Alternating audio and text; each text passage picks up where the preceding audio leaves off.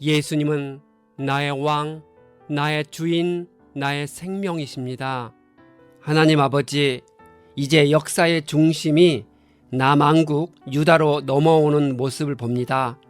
이사야 선지자를 택하셔서 계시를 통해 백성의 죄를 보여주시고 백성의 심판을 예언하시는 모습을 봅니다. 우리와 화목하시길 바라시는 아버지의 애통하는 마음을 알고 말씀에 순종할 수 있도록 인도해 주옵소서. 예수님의 이름으로 기도합니다. 아멘. 오늘 읽을 말씀은 이사야 1장부터 3장입니다. 이 말씀의 핵심은 첫째, 남왕국 유다의 선지자 이사야가 유다와 예루살렘에 관하여 본 계시입니다. 둘째, 하나님은 그토록 죄 많은 백성과 화해를 간절히 원하고 계십니다. 셋째, 하나님은 죄악으로 가득 찬 예루살렘과 백성들을 심판하실 것입니다. 열왕기하 18장 13절부터 20절까지 말씀은 이사야 36장부터 39장까지 말씀과 똑같은 상황을 기록한 것입니다. 여기서 이사야를 읽으며 성경 말씀에 대한 이해의 폭을 넓혀가겠습니다. 이사야 계관. 이사야는 남유다 출신의 선지자입니다.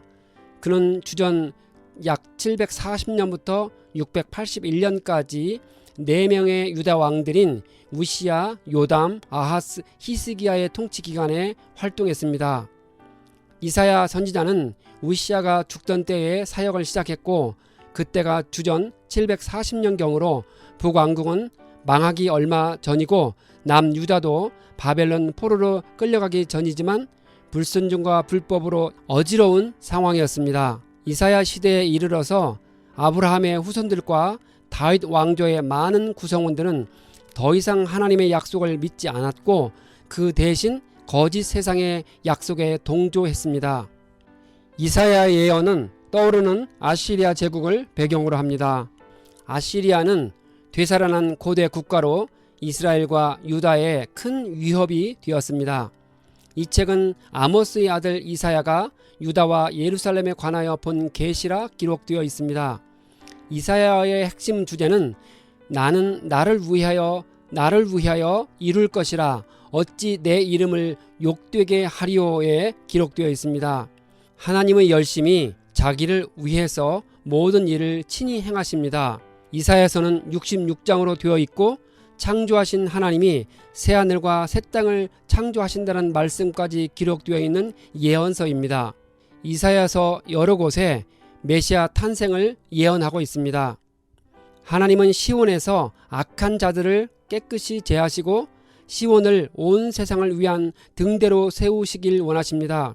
하나님의 심판으로 택하신 백성이 줄어들게 되겠지만 주님의 최후 목표는 은혜로운 승리입니다. 이사야는 죄인들의 구주이신 주 예수 그리스도를 예언합니다.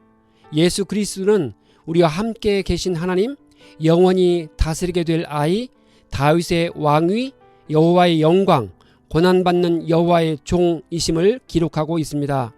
1장, 이사야가 본 계시라 시작하는데 계시는 사람의 지혜나 지식으로 알지 못하는 감추어진 초자연적인 비밀을 말합니다.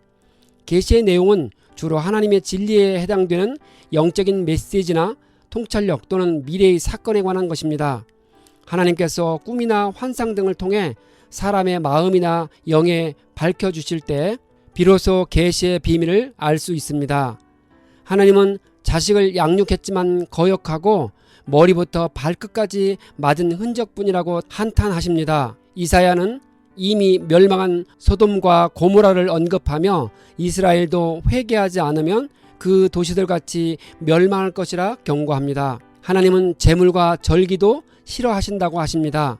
하나님은 절기 준수를 통해 그 속에 있는 여호와 경외 사상 및 언약 백성으로서의 순종의 삶을 살도록 하는 것이 진정한 목적입니다.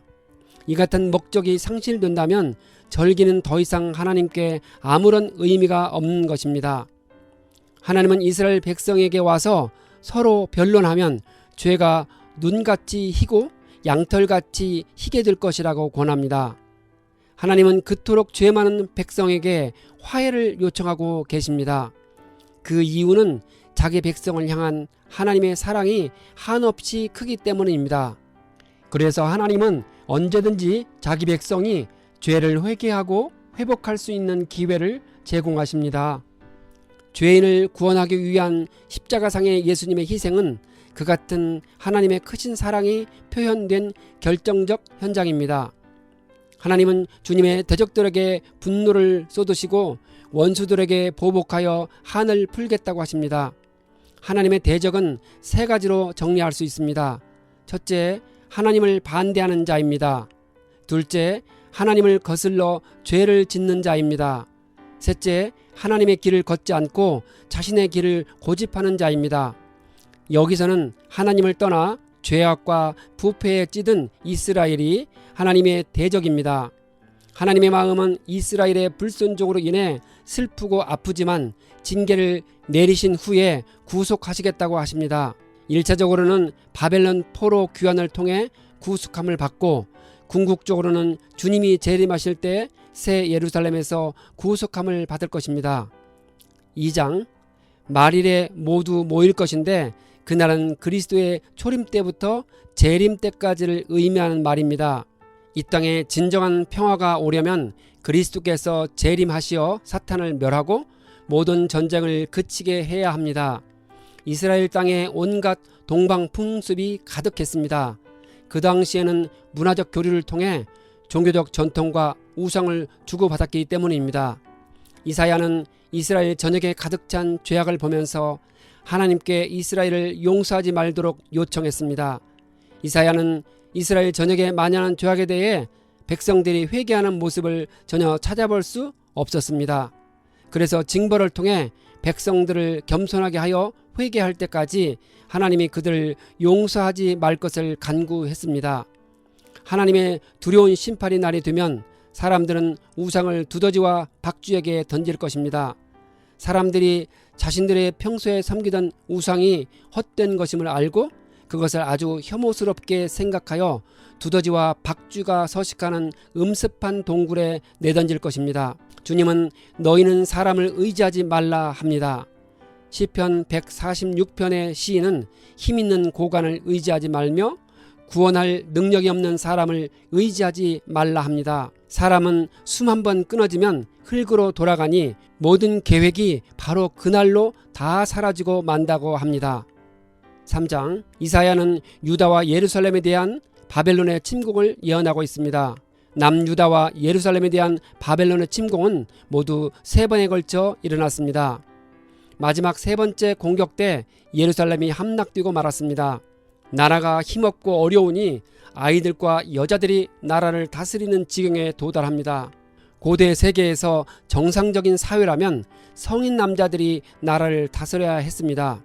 그러나 분별력이 부족한 아이들이나 집안의 여자들이 나라를 다스린다는 것은 나라에 대격변이 일어나 사회 질서가 무너졌음을 의미합니다. 이사야의 예언은 장차 전쟁을 통한 대량 살육의 경우를 의미하는 것입니다.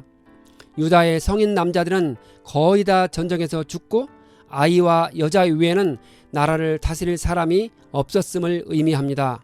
하나님은 자기 백성이 순종의 삶을 살아 심판받지 않기를 원하십니다. 하지만 백성이 말씀을 거스르고 죄악 중에 있으면 심판으로 징벌하십니다. 하나님은 참고 참으시다가 마침내 심판을 통해 징벌하십니다. 여호와께서 장로들과 고관들을 신문하러 오신다 합니다. 그들이 백성을 짓밟으며 가난한 자의 얼굴에 맷돌질한다고 합니다. 하나님은 힘있고 권력 있는 자들이 힘없고 가난한 자들을 무시하고 학대하는 모습을 보시고 심판하실 것입니다. 하나님은 시온의 딸들이 교만하여 목을 길게 빼고 다닌다고 합니다. 이사야 선지자 당시 예루살렘의 상류층 여자들은 도덕적으로 심히 타락하여 교만과 정욕과 허영 속에서 살아가고 있었습니다. 이사야는 하나님께서 예루살렘에 심판을 내리실 때 시온의 딸들이 화려한 옷 대신에 굵은 베옷을 입게 될 것이라 경고합니다. 주님은 여자들이 온몸에 장식한 귀중품들을 모두 벗기실 것이라 합니다. 그들에게서 향수 냄새 대신에 썩은 냄새가 날 것이고 곱게 벗어넘기던 머리는 다 빠져서 대머리가 되고 고운 얼굴 대신에 수치의 자국만이 남을 것이라 합니다. 그들을 따르던 남자들이 쓰러지고 용사들은 전쟁터에서 쓰러질 것이라 합니다. 이 모든 예언은 바벨론의 느부갓네살 왕이 침공해 와서 예루살렘을 파괴하고 유다 백성들이 바벨론 포로로 끌려갈 때 성취됩니다. 유다 백성들의 불순종으로 인해 비참한 포로 생활이 있을 것이라는 경고가 계속될 것입니다.